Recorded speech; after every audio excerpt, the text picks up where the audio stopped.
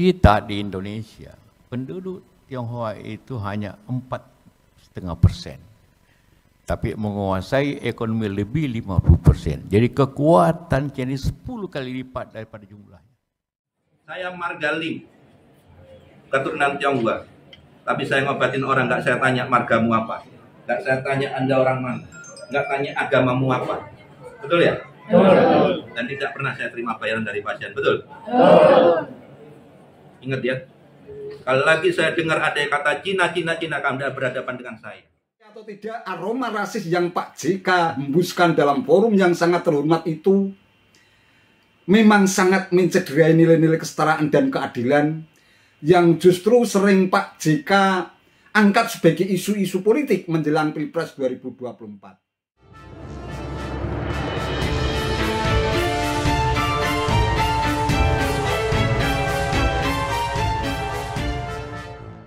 Assalamualaikum warahmatullahi wabarakatuh. Salam sejahtera untuk kita semua, salam budaya. Sahabat-sahabat tercinta sebangsa dan setanah air yang sangat saya hormati, ketika berpidato dalam acara halal bihalal yang digelar oleh Ikatan Cendekiawan Muslim Indonesia atau ICMI di Hotel Borobudur Jakarta pada hari Jumat 12 Mei 2023 yang lalu, ex-wakil presiden ke-10 dan ke-12 Republik Indonesia Bapak Yusuf Kalla alias JK menyatakan bahwa lebih dari 50% ekonomi Indonesia dikuasai oleh orang Cina atau Tionghoa. Karuan saja pernyataan Pak JK itu menuai polemik panjang. Pak JK dinilai bersikap rasis dengan mengukur penguasaan ekonomi berdasarkan agama dan ras. Pernyataan Pak JK tampaknya juga mendapatkan reaksi keras dari Mr. Lim, yang selama ini dikenal sebagai seorang penggiat pengobatan alternatif yang melayani semua pasien tanpa membedakan suku, agama, ras maupun golongan. Dengan nada keras dan tegas, Mr. Lim yang tinggal di Surabaya itu pun meminta Pak JK agar tidak lagi bersikap rasis dengan menyebut kata Cina. Kita kaya. Siapa mengolahnya? Nikel hebat. Tapi sebagian besar oleh Cina. Kita bicara bauksit, sebagian besar kelola oleh Cina.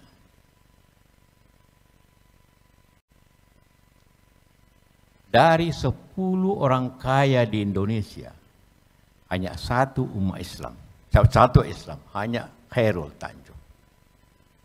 Dari 100 orang kaya sesuai dengan daftar yang disusun oleh Profesor, hanya 5 yang Islam.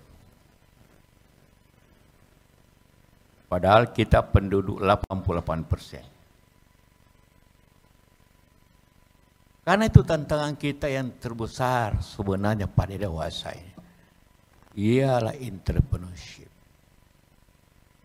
Bukan hanya ilmu saja. Semua di sini para ilmuwan, cendekiawan. Hanya Indonesia negara Islam begini. Ada gap besar. Malaysia juga. Tetapi Malaysia memang penduduk Tionghoa itu 30%. Jadi kalau ekonomi Malaysia di 60% dikuasai orang Tionghoa, itu hanya 1:2. Kita di Indonesia, penduduk Tionghoa itu hanya 4,5%. Tapi menguasai ekonomi lebih 50%. Jadi kekuatan jadi 10 kali lipat daripada jumlahnya. Negara lain tidak. Pak Yusuf Kalla, Anda orang yang terhormat. Anda orang yang pendidikan. Anda orang yang ibaratnya kaya raya. Kenapa Anda mencina-cinakan bangsa Indonesia? KTP saya WNI, bukan WNA. Saya orang Indonesia, lahir di Surabaya, besar di Surabaya. Papa mama saya dari Indonesia. Kenapa Anda membeda-bedakan Cina? Saya bangga menjadi orang Cina yang bisa mengobati orang Madura, orang Jawa, orang Sunda, orang Batak, orang Bali. Betul nggak? Betul. Saya tidak memilih ras, suku, dan agama siapapun yang harus saya obatin. Karena Tuhan melihat semuanya itu sama di mata Tuhan. Anda jangan memecah belah bangsa Indonesia. Jangan mencina-cinakan, stop kata Cina. Betul nggak? Betul. Saya marga Lim, keturunan Tionghoa. Tapi saya ngobatin orang, nggak saya tanya margamu apa. Nggak saya tanya Anda orang mana. Nggak tanya agamamu apa. Betul ya? Betul. Dan tidak pernah saya terima bayaran dari pasien. Betul? Betul. Ingat ya. Kalau lagi saya dengar ada yang kata Cina, kamu Anda berhadapan dengan saya. Ya. Master Lim, orang keturunan Tionghoa, mengabdi bagi rakyat Indonesia. Oleh sebab itu saya bikin yayasan, namanya Yayasan Satsuki Peduli Indonesia. Boleh dilihat.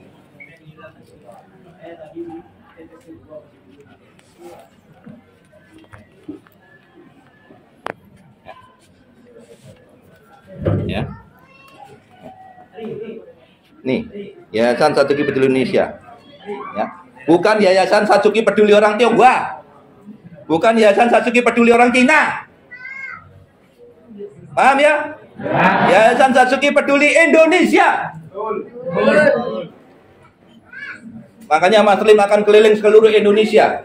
Bahkan sampai luar negeri pun orang-orang Indonesia yang bekerja di luar negeri bisa berobat ke Mas Lim. Termasuk orang luar negeri pun datang ke Mas Lim.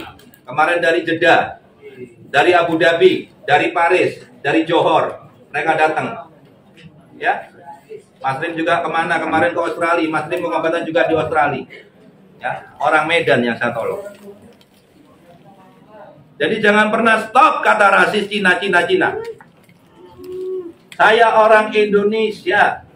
Saya punya KTP warga negara Indonesia.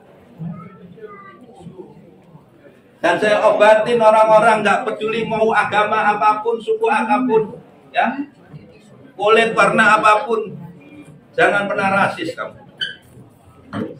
Ya.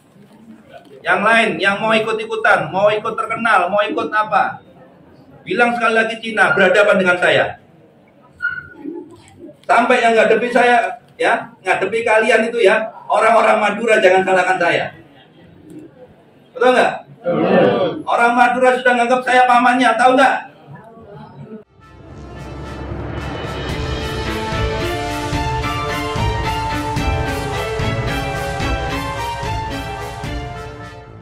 Sahabat-sahabat tercinta sebangsa dan setanah air yang sangat saya hormati, sebagai anak bangsa, Mr. Lim tentu memiliki hak untuk mengingatkan Pak JK dengan nada keras dan tegas semacam itu. Tanpa bermaksud mengurangi rasa hormat kepada Pak JK, narasi yang beraroma rasis semacam itu memang sangat tidak pantas dilontarkan dalam sebuah forum terhormat, IJMI, apalagi dalam acara halal bihalal. IJMI merupakan gudangnya cendekiawan muslim yang berintelektual tinggi dengan kapasitas keilmuan yang sangat mumpuni. Menyampaikan pendapat di depan sebuah forum tentu saja itu menjadi hak sepenuhnya Pak JK. Namun di sebuah forum yang terhormat, apakah tidak ada narasi lain? Banyak kok. Misalnya mengajak segenap keluarga besar IJMI untuk berperan maksimal dalam upaya menciptakan peradaban bangsa yang jauh lebih terhormat, bermartabat, berbudaya, toleran, dan moderat di tengah keberagaman dan kemajemukan. Itu akan jauh lebih penting dan bernilai ketimbang main tunjuk hidung bahwa saudara-saudara kita dari etnis Cina menjadi penyebab ketimpangan sosial ekonomi di negeri ini. Pak JK, kita semua dilahirkan secara fitrah dan kodrati sebagai anugerah Tuhan yang tidak pernah kita minta. Tidak ada yang minta dilahirkan sebagai Tionghoa, Jawa, Sunda, Sulawesi, Batak, Madura, dan sebagainya. Begitulah memang takdir yang telah digariskan Tuhan. Saudara-saudara kita dari semua suku dan ras dengan segenap keberagaman etnisnya masing-masing merupakan potret kebinekaan yang mampu memperkokoh nilai kerukunan dan kedamaian dalam satu ikatan persaudaraan yang setara tanpa diskriminasi. Jujur saja, saya sungguhnya sangat tidak pantas untuk mengingatkan soal ini kepada Pak JK.